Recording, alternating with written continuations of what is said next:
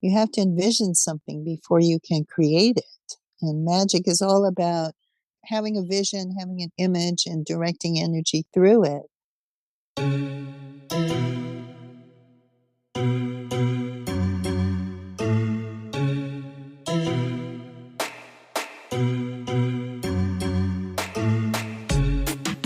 Hello, beloved listeners. This is Adrienne, writer of stories and songs, emergent strategist, and pleasure activist, living in the land of the Shakori, Squirure, Tuscarora, Eno, and Lumbee peoples.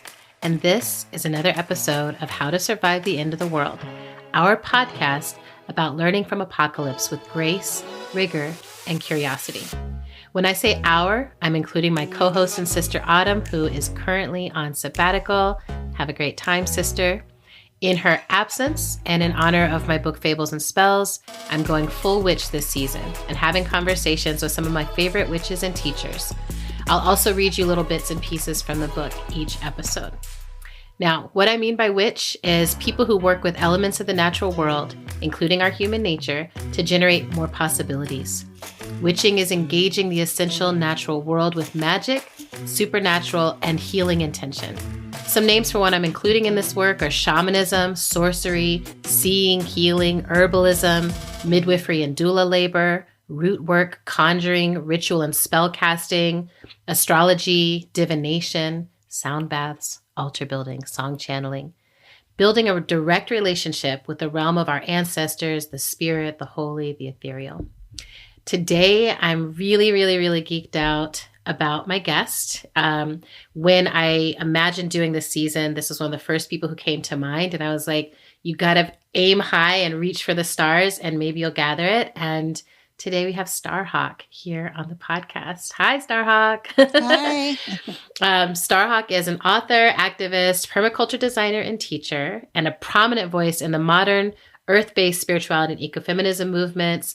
Regenerative culture and permaculture are her thing. She uses ritual to align us with our earth. She is the author of 13 books, including the gorgeous utopian fiction, The Fifth Sacred Thing. And I'm really geeked out to have you here. I can't believe it. And the thing I always start off with asking people is simply, how are you right now today? Hi, Adrienne. Hi. I'm very happy to be here and really thrilled to have a conversation with you. I really admire your work so much and especially loved emergent strategy. I think it's so Thank important. You. Oh, that makes my heart beat. Boom, boom, boom. Yeah. And I'm good. It's a beautiful, beautiful day here. I am out in the land that is the traditional territories of the Kashaya-Pomo. Sometimes called Western Sonoma County or the Cazadero Hills. And, it's land that was tended by the indigenous people for tens of thousands of years, very elegantly and carefully. And it's always my hope that living here, having the incredible, privilege to be a guest on this land, I can take up some of that work and help tend the land and the community. So when I'm here, that's what I spend a lot of time doing. And right now it's just a gorgeous spring day in the woods, and things are blooming and blossoming, and the garden is absolutely going nuts after a very, very rainy winter. And you can hear, I don't know if you can hear it, but I can hear the bird song. I hear the bird song. Yeah. Yeah, I feel like they're all like, yes, we're all here. Yeah. Beautiful. That is a great way and how to be in this moment.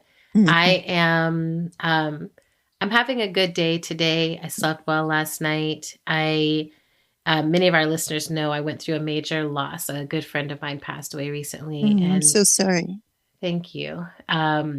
It's been recentering, like decentering and recentering. And, but I was able to get outside and put food in all the bird feeders and kind of talk to my squirrel friends and put my feet on the earth. And I'm trying to do that every day. And that helps a lot.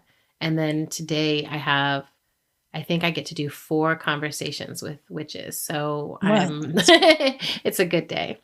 Um, it's a really good day. So I know that I'm using the language of witch, and I also want to check in with people about how y'all, each of you, identify the work you actually do, because that word mhm. has all kinds of implications, and some people use it and some don't. So, how do you identify all the kinds of work you do? I really loved your definition of witch. It's Yay. very much aligned. I started using the word probably 40, 50 years ago when I began writing about the old religions of the goddess. Well, Yes. actually, even before that, when I was in um, my first year in college, um, for some reason, my friend Patty and I decided we were going to do this anthropology project on witches, though we knew nothing about it, though she thought her grandmother was a witch. Oh, And we started, we decided we would teach a course in the experimental college, which was this thing that was set up. It was the 60s. Everyone was, in full like rebellion. And it was someone set up a college sort of alongside the college where anyone could teach a class and anyone could take a class. There were no grades and no requirements, no nothing. We set up a class and a lot of people came and we just said, we don't really know very much about witches, but we thought we'd all get together and find out. So people began researching and would come in and present something each week. And in the course of doing that, we met people who called themselves witches and said they were practicing the old religion of the goddess that went back before Christianity, even before Judaism. mm, And I was just fascinated. Um, my background is Jewish, and I had a lot of Jewish upbringing and Hebrew school and Sunday school, and even a year at the University of Judaism when I was in high school taking after wow. school courses. Um, so I had a very strong grounding in all of that. And I still, in many ways, feel very identified. It's like being a Jew is something you can't really disidentify with in a world where like Nazis are willing to kill you, right? And Yeah, yeah, and even though through most of my life that didn't seem like an imminent threat, nowadays it seems like actually a lot more, a lot less back in the 40s and more of a present reality. So yeah, yeah, but the idea of a goddess was just amazing to me because the idea of like being able to see God, whatever God is, in female form was just so different from anything I had grown up with. And just the romance of the idea that this ancient tradition had survived for so long and magic and all of that. So mm, and even more than that, you know, they said, well, in this tradition, women can take leadership. ooh, And that was very different. This was back in like 1967, 68. uh-huh, And um, at that point, there were no women rabbis. There were very, there was a feminist movement was just starting to have its second wave revival. There were no female priests or, not even very many ministers, maybe in some traditions. yeah, Um, for me, in my Jewish education, kind of going on with it, it wasn't like I could see a role for myself as a rabbi at mm, that time.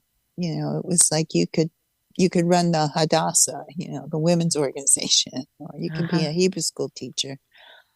Um, so I found that very exciting. They also said sexuality was sacred, which really yep. struck home with me when I was 17 years old. Yes. Really, and something sacred's going on. still does. Yeah, yeah. Yeah. Oh, I love that. And so I kind of threw myself into it, and we started a coven, although we didn't really know what we were doing, and started doing ritual. I also, at that point, got involved in a feminist consciousness raising group. Okay. And there was a women's center that had opened in Venice, California, where I lived at the time. And I walked in there and for the first meeting, because that summer I'd stumbled across Kate Millett's Sexual Politics and read it when I had the flu one day in a youth hostel in Frankfurt. I stayed in and read the book, and I just found it illuminating. Again, I think it's really hard for younger women to even conceive of like the consciousness back then. But Hmm. I was an art major at the time, and in the art department, 70% of the undergraduates were women, 30% of the graduate students were women. There was only one woman professor in the entire department, Oh. and she taught weaving. And I Uh-huh. remember one of my photography professors overhearing him say to someone else, oh, I hate teaching women because they're just going to get married and paint in their garage. Wow. And, you know, that was bad enough. But when I look back on it, my inner response to that was, oh, yes, those stupid women, they're just going Mm. to get married and paint in their garage. I'm not one of I'm not them. like that. Yeah, Hmm. I'm not like that. And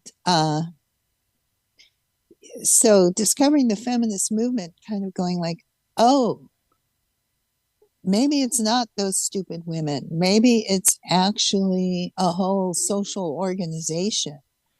You know, maybe the Hmm. reason they're painting in the garage is because there's no women professors in the art department. Maybe those are linked together, Yes. right? And maybe I would do better to consciously identify with other women than to subconsciously identify with men as the center and the protagonist of every story. I And love that. I think that was a huge process that went on for so many of us. And we called consciousness raising Yeah. um, because it was.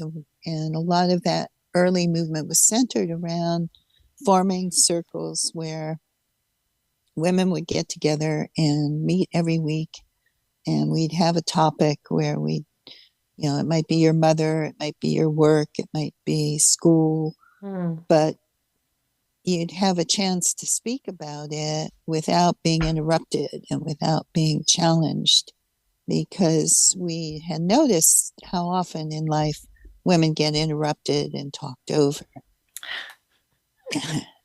And that was a Yeah. very powerful experience. So we had a group that became a very close knit group, um, partly because we had real crises to deal with. One of our women had a huge mental health crisis and attempted suicide and was in mental Mm. hospital.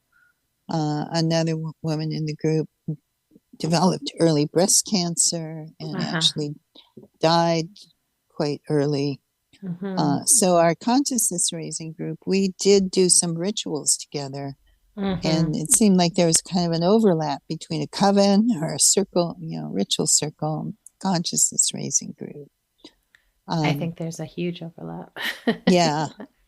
And then my life changed. I was in my early 20s. I split up with my boyfriend. I dropped out of school. I went traveling for a year, and it became kind of like a spiritual quest in some ways. And when I came back, I decided I wanted to move to Northern California, and I did, and then met up with other people who were witches and who were starting to explore at that point the history of religion as related to Mm, feminism.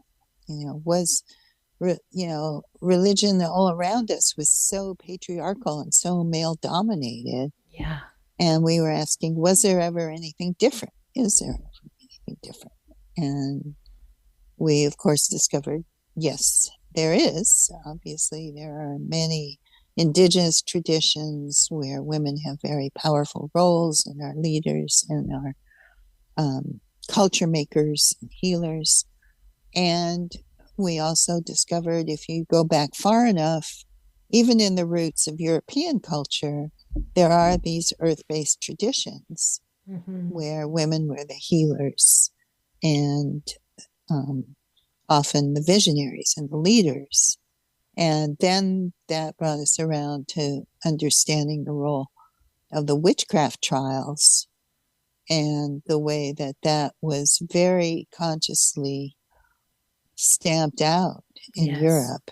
Um, so deciding to call ourselves witches uh, was really consciously, um, it was a way both of reclaiming the word and identifying with the women and the men, because there were also men who were persecuted in those trials. Oh, yes. Um,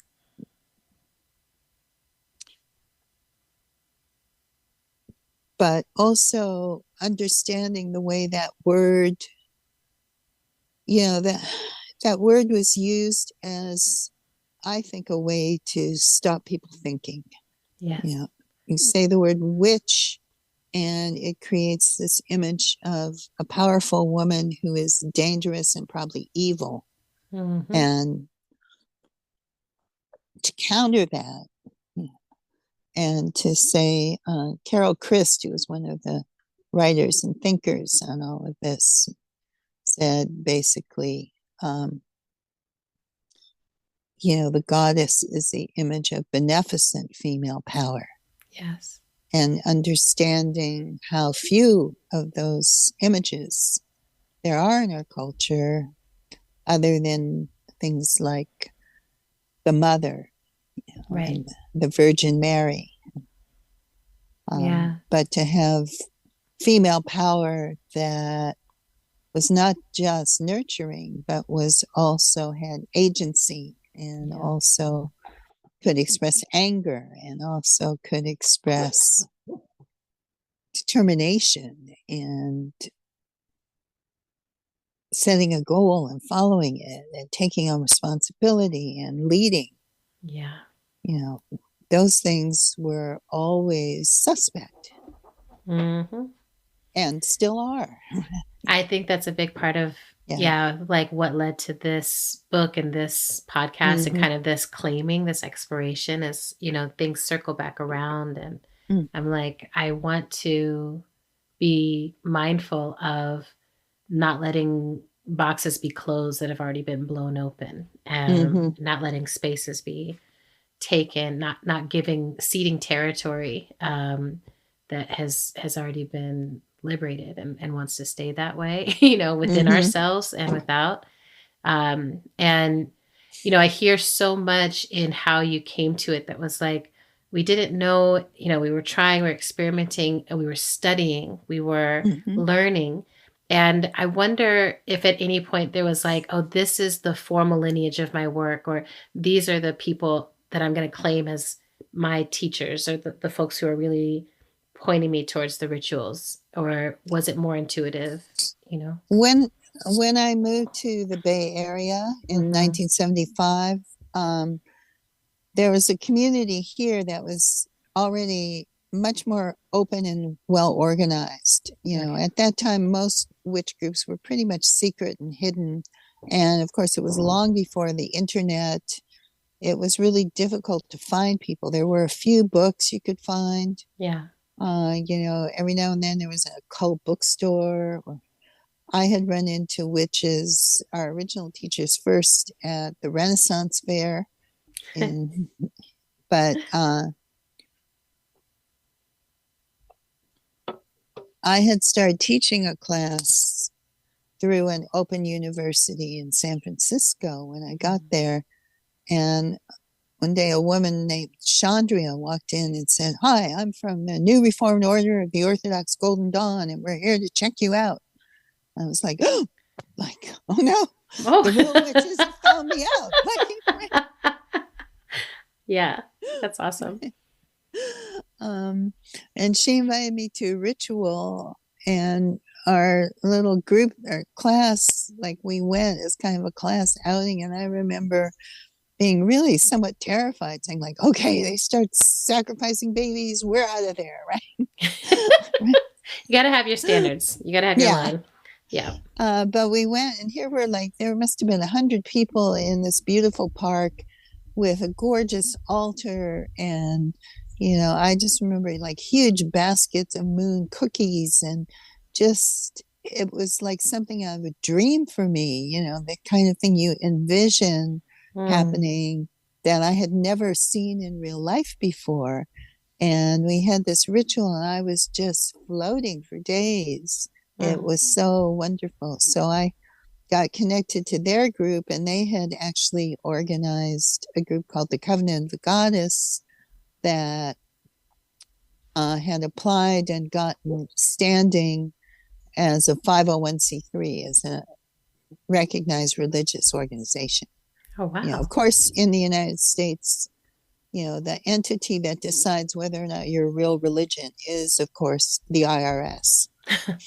Yep. And so I got involved with that, and met other witches, and met Victor and Cora Anderson from the fairy tradition, began studying with them. And I'd say reclaiming, which is a tradition ultimately that I co-founded. Yeah. It's kind of an amalgam. We learned a lot from Victor and Cora, but by then we were already sort of on our own path of creating ritual. We have very strong feminist and activist roots, so we tended to be non-hierarchical and do everything by consensus rather than having like a high priestess in charge of everything. It's so cool. It feels like time traveling with you. And I can see it. I'm like, oh, yeah, I can kind of feel and see this time. It's fun. The other night I went to see Stevie Nicks in concert here. And it was like, it felt like that, like time traveling to, I'm like, oh, yes, this is like a particular sound and a particular feel. So nowadays, what are some of the ways you do your witch work? Like in a day in the life of Starhawk, how does the witchy work show up? Well, Reclaiming now is still an organization that now has branches all over the world. And it's still decentralized and non-hierarchical, so I don't run it. I have involvement in some aspects of it, but other people taking it on and do things like witch camps and public rituals and classes and teaching. I teach ritual sometimes with reclaiming. I also have some online teaching, like a ritual skills class I've been doing, and generally have some kind of online ritual thing happening since COVID. Yeah. Personally, like I wake up in the morning, like this morning, and come out here and do a little bit of yoga or stretching and do some healing meditations for people, and also just some sitting and watching and listening, and listening to the bird song, and watching what's happening, kind of opening up, giving the natural world a chance to talk to me. And that's part of my daily practice. I think it's really helpful to have some kind of daily practice in your life, a way of grounding and centering. And as a writer, as a person who spends a lot of time in my own internal imagery, I find it's really helpful to have a practice that takes me out of my head rather than more into my head. So it's really about opening up and watching and looking and listening. Mm. And then I spend a lot of time teaching permaculture, which to me is kind of the how-to part of believing the earth is sacred. We have an organization, Earth Activist Training, that teaches permaculture and regenerative design, both online and in person. So a lot of my time is taken up with teaching, with all the stuff of running a nonprofit, Mm. and with doing stuff on the land, right? Yeah. Gardening, forestry work, all of the stuff that you do when you're actually tending the land. I love that. The stewarding, tending, loving the land, and being loved by it, it sounds like. Mm-hmm. Hello, beloved survivors. It's me, Autumn. So, as you know, our show does not run ads. That's intentional. We are brought to you entirely by you, by your support, you cute, sexy thing. If you support us on Patreon already, thank you. You're awesome. I'm not talking to you. If you don't support us on Patreon already, I'm talking to you, and now is a great time to consider joining. We've got t-shirts, we've got tote bags, we have mugs, we have original art by my sistre, and also Adrian and I do these really fun Ask Us Anything episodes, which are exclusively available to patrons and where we answer questions that are exclusively sourced from patrons. So, to become a patron today and support the longevity of this show, please go to patreon.com/endoftheworldshow. Thank you. Okay, let's get back into it.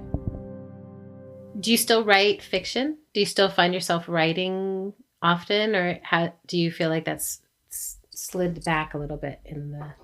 It's slid back a little for me in the last couple of years. I would have thought with COVID I'd write more, but actually running our organization has taken up so much of my time and mental space. I haven't done as much writing as I would have thought, but I have been writing a series of short stories.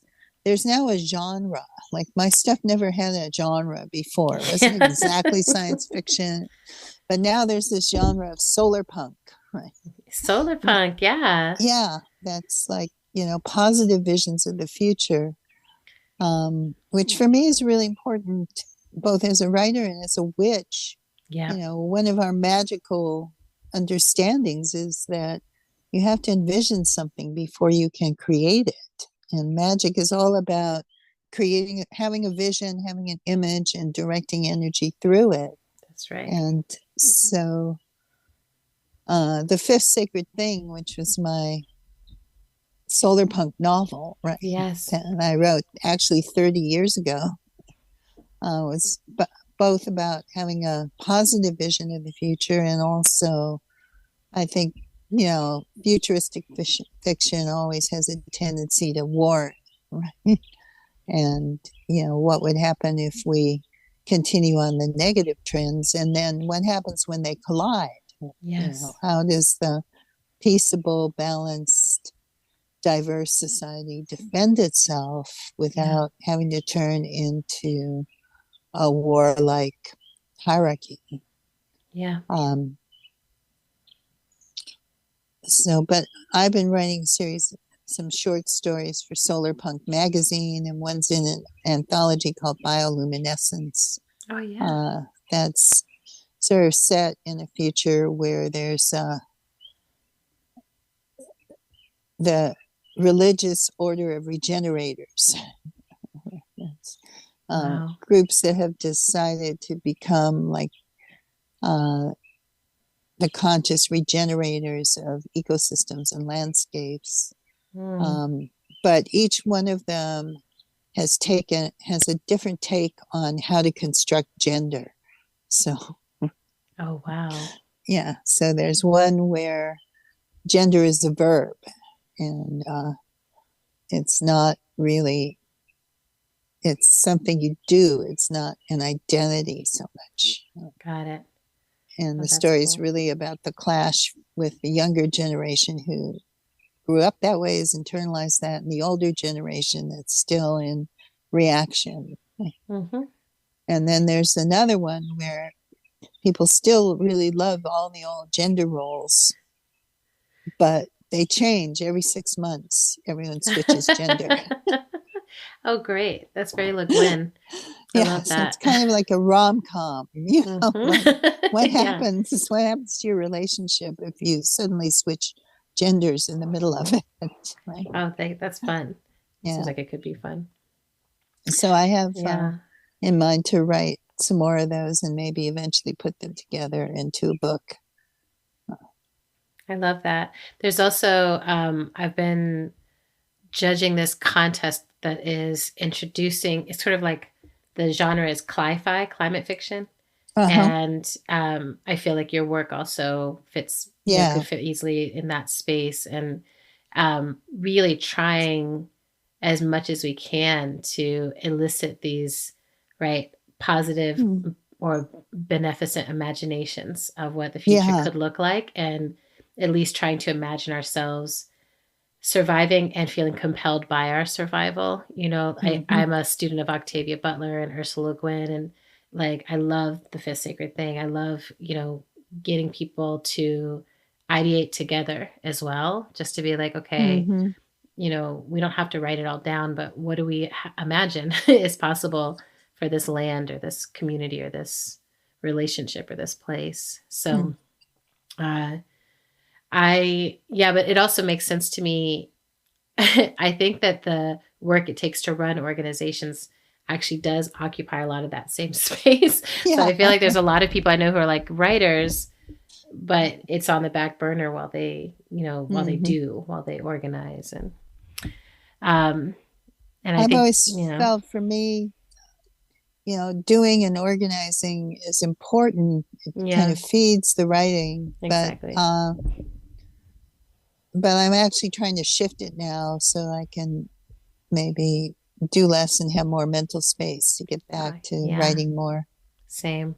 I just today was telling a friend, I think it's time to get off of social media again. Uh-huh. And I was like, sometimes it's a really lovely space to connect with people, but sometimes it gets a little like, oh wait, Yeah. I'm thinking in these short stints, or I'm Yeah. thinking in memes, or I'm thinking in reaction, and Mm-hmm. it's time to gather my energy back and see what wants to be. I've been like, how I do keep wanting to build some connection between the mass shootings and the Mm-hmm. moment that we are in with the earth. To me, I just keep finding these places where I'm like, oh, there's a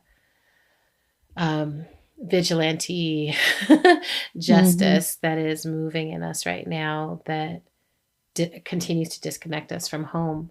Um, yeah, so I love that mental space. I'm pro. Mm-hmm. Um, what if you were to name a few of the skills and practices that you have been in your lifelong witchiness? What are Mm-hmm. some of those skills that you wish everyone actually had access to in this apocalyptic time? One of the core magical skills is grounding. It's just making a connection with the earth and bringing yourself fully present into the moment. Uh, And I'm sure you know Resmaa Menachem book, My Grandmother's Hands. Obsessed. It's a wonderful book Yeah. about really confronting trauma. And it really struck me how much of what he says there um, relates to what we do magically in terms of how do you settle your body and how do you respond to somebody who's in trauma or in that state of agitation and violence.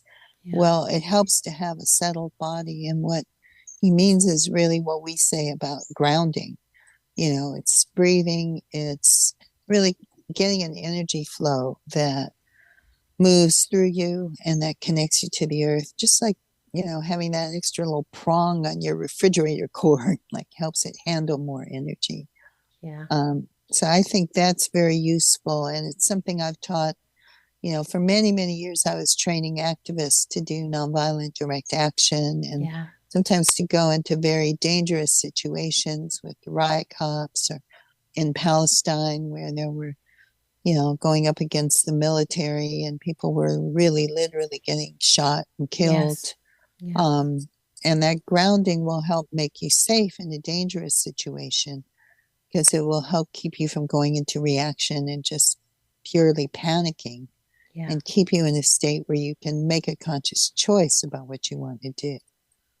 That's so I good. also, yeah, I also think it's important to have an actual relationship with nature, to not just think about it as something you watch on the Discovery Channel, but to actually spend time. And that doesn't have to be out in the pristine forest. It could be, spending some time every day looking at what's growing in the cracks in the pavement in the vacant lot behind your house. Yeah. Because probably there will be some healing herbs poking out of that pavement. That's right. Yeah. I love that. Yeah. And that's partly why I do teach permaculture to people is understanding that we as humans can have a beneficial interaction with the natural world. Yeah. And in fact, to deal with climate change, I often we think of climate change not just about a bunch of carbon numbers, but as massive ecosystem degeneration. Yeah. Then the response to it has to be massive ecosystem regeneration. Yeah. And the hopeful thing is we actually know how to do that. Yeah. We have examples all around us of people who've done that, sometimes on a massive scale. It can happen much more quickly sometimes than people envision. Yeah. And it's very, very hopeful. I It think is people so need hope. hopeful. I think so too. It amazes me too that so much of regeneration is like Mm-hmm. step back and let the earth guide. It's Yeah. like the earth is very, very, very, very skilled at Mm-hmm. regeneration, and we can partner with her, dance with her in that Yeah. work. I really love that. Mm.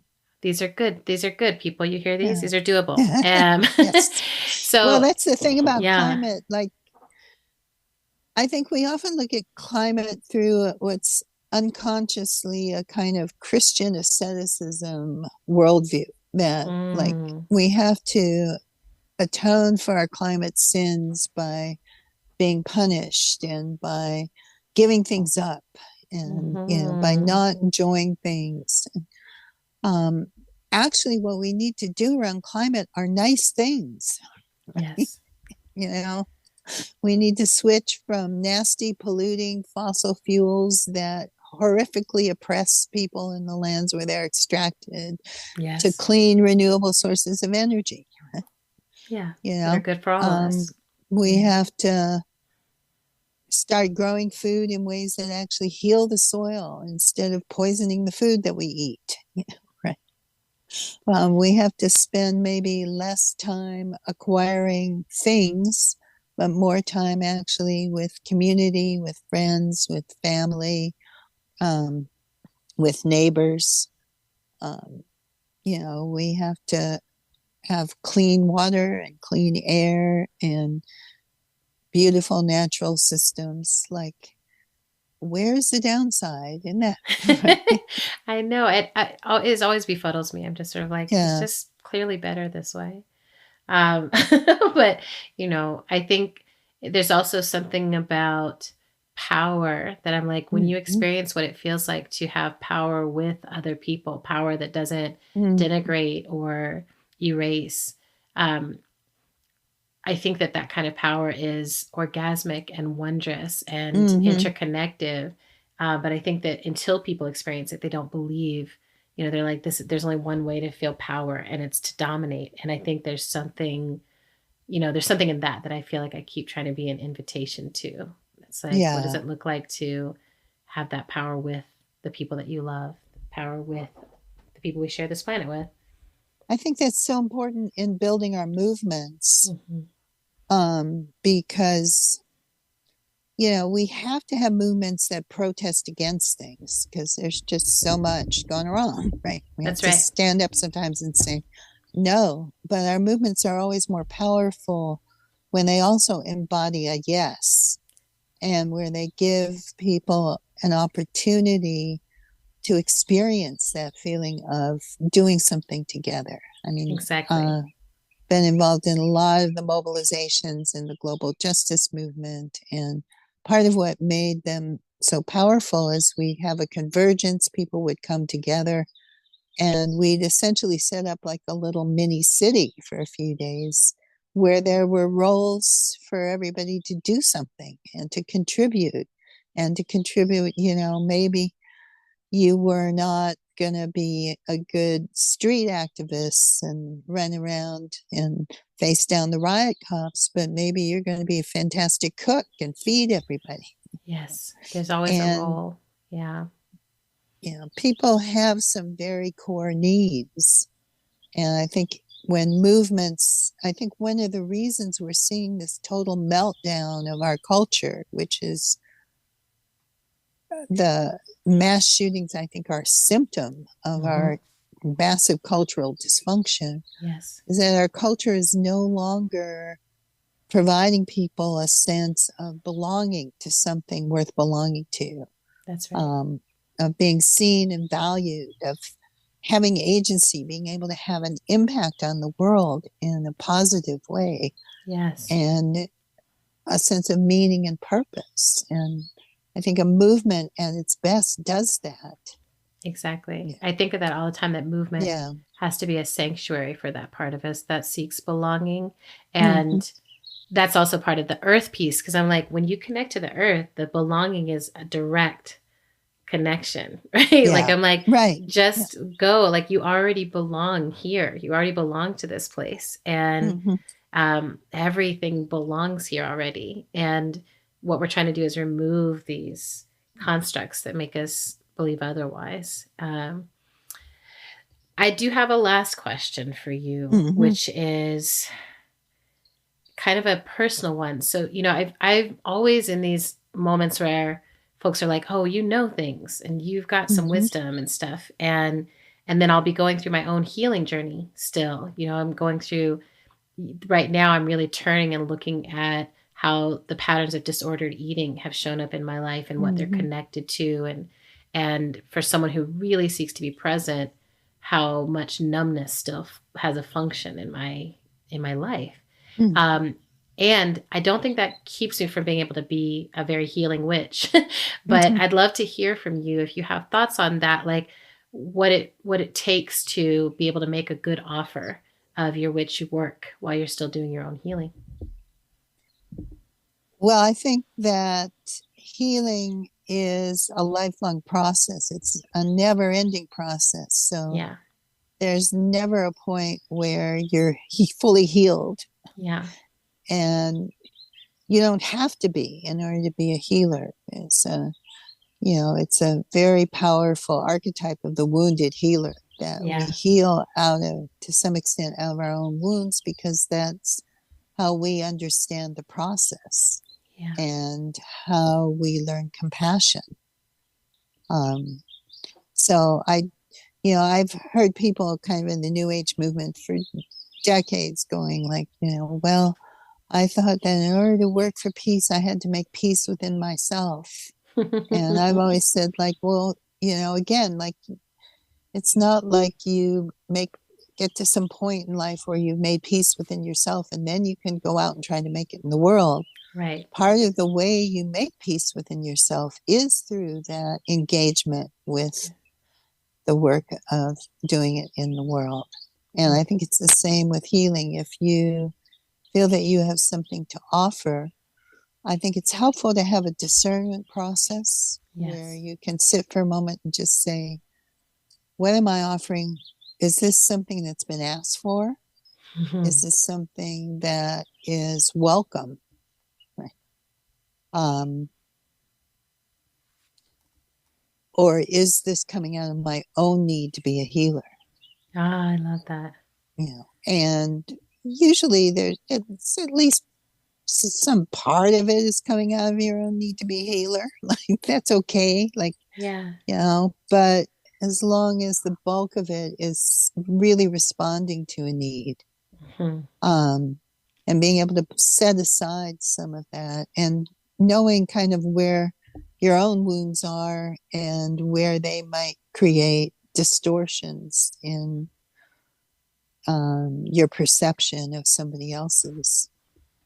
I love that. I really Yeah. love that. I feel like a lot of it, one of the other witches was talking about cartography, that it's like Uh-huh. part of it is you're learning how to be responsible for mapping that landscape within yourself, and then you can help others traverse it. And Uh-huh. I really have been feeling that lately, that I'm like, oh, like everything in my life that I have turned and healed, I know I've been able to pull the tincture, pull that tincture and Yeah. just be like, okay, now this medicine is something that I can pass on through, it's come through my body, and now it's going to come out as usually words, but it'll come out in the way it's meant to. That's really helpful, Starhawk. Thank you.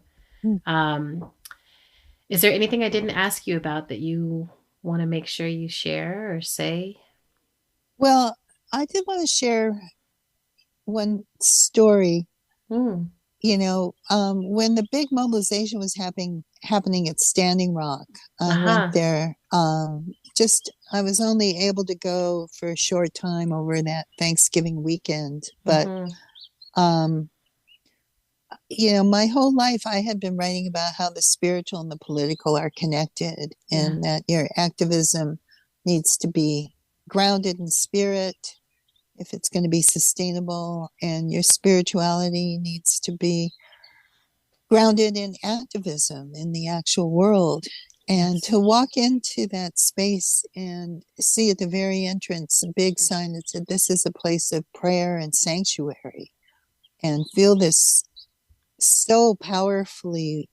It wasn't even like bringing them together. It was like they had never been separated. Period. Um, was really tremendously affirming for me personally. Mm-hmm. And um, I was invited to a women's sweat that was poured by Lila June, who's an amazing Oh, Indigenous wow. singer and activist. And went up there in the cold and the dawn. And, I looked at her and she was wearing a t shirt that said Boudica on it. Well, Mm. Boudica was the Celtic chieftain, a woman chieftain, back when the Romans were taking over Britain, who had led a rebellion against the Romans, almost won, but had started it when her daughters were raped. And she's a Wow. very powerful female image. And Lila started talking about discovering her own Swedish heritage from that side of her family and the witch persecutions, and how important it was for her to recover that piece of history and Wow. to understand what had happened in Europe. That part of the healing that we need to do is the fact that Europe turned against its healers and massacred them. Yes. And it really came to me, that because there's a lot of talk about, dealing with white people and indigenous people and what had to happen. And really came to me that white people can't heal unless we understand the witch persecutions, unless we Mm. understand this concerted, powerful effort to stamp out that deep connection with the earth and Mm. those remnants of women's power in Europe that create this psychic chasm within us Wow. when we start to approach those things. And, I had done a lot of writing about that back in the 80s in my book, Yeah. Dreaming the Dark, and exploring the history of it. And there's also some wonderful books by Sylvia Federici. Oh, yes. Yes, Caliban and the Witch. One where Yes. she really identifies how that process was important to severing the connections that European culture had with the land, the kind of indigenous relations that were still left and still remnants of them, Yes. In order to kind of, well, what it did was it opened the way for unfettered capitalism. And Yes. I think about that a lot now when we see this upsurge of white Christian nationalism that's reviving this tremendously old stuff that's determined to reinforce the oldest, strictest gender roles.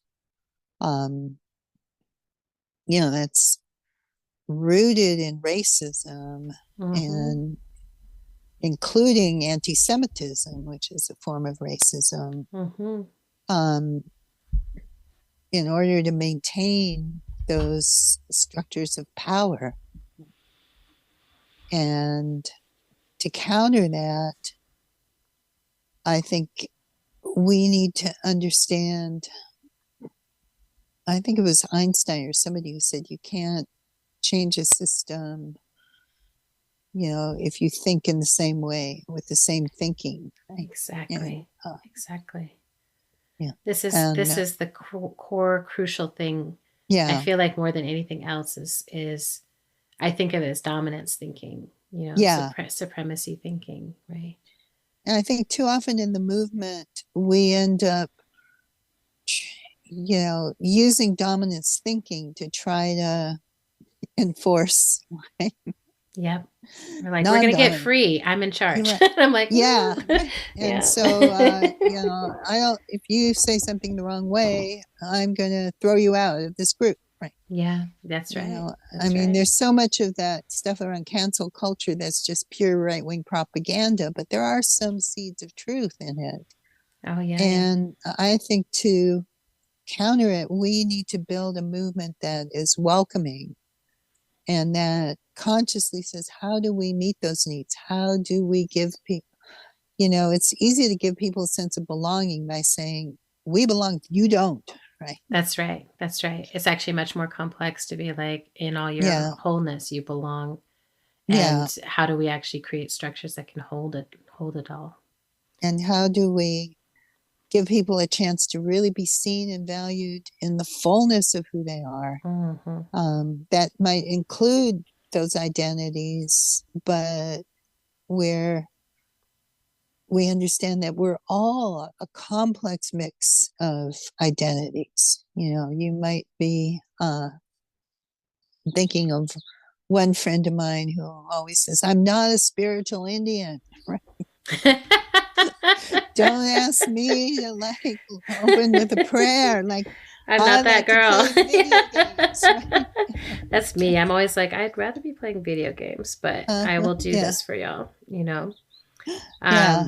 I love that. I really do. And it also feels very resonant with like allowing people to be whole in this time. And we are so much more comfortable in so many ways if we're like, oh, you're fitting into the role that I've cast you in. And it's so much more chaotic to be with the world as it is, where everyone's changing roles all the time. But yeah.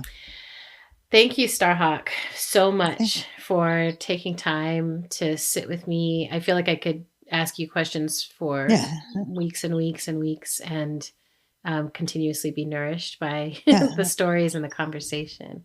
Thank you for your long life of witchy, excellent activism and organizing and loving the land. I'm going to read a poem, not a long poem, a short poem from Fables and Spells to close us out. This one is called A Complex Movement, and it was also an emergent strategy, so you might actually have seen it before. Over and over again, it becomes known the peace we seek is seeking us, the joy a full bud awaiting our attention, justice in our hands longing to be practiced, the whole world learning from within. This thrilling mote in the universe, laboratory, labyrinth. Internalize demands. You are the one you are waiting for. Externalize love. Bind us together into a greater self, a complex movement, a generative abundance, an embodied evolution. Learn to be here. Critique is a seductress. Her door is always open. So what if you get some? We are going further, past reform, to wonder. This requires comprehension that cannot fit in words.